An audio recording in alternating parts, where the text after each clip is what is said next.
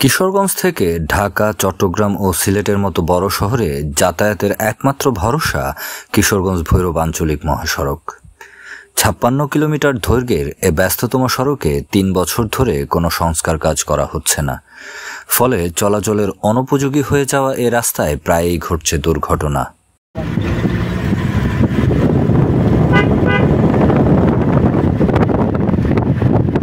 স্থানীয় বাসিন্দারা বলছেন, মহাসড়কের বিভিন্ন স্থানে পিচ ঢালাই দেবে এবং ফুলে নালার মতো হয়ে গেছে।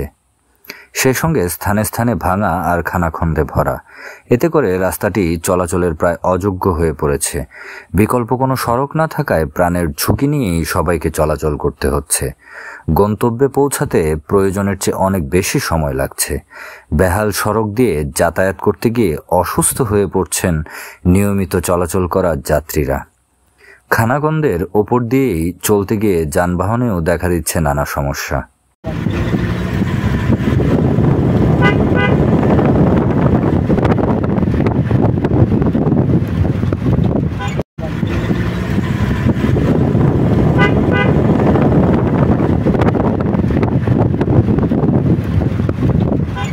সংশ্লিষ্ট সূত্র জানায়, মহাসড়কের সর্বশেষ কাজ শেষ হয় ২০১৮ সালে। ব্যয় হয় প্রায় ২০০ কোটি টাকা।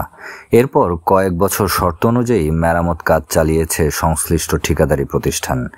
এখন আর এ ধরনের কাজ করা হচ্ছে না।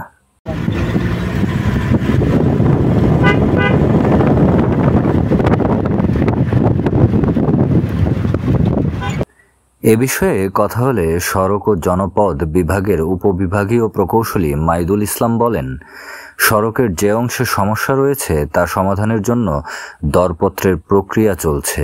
শিগগিরই কাজ শুরু হবে।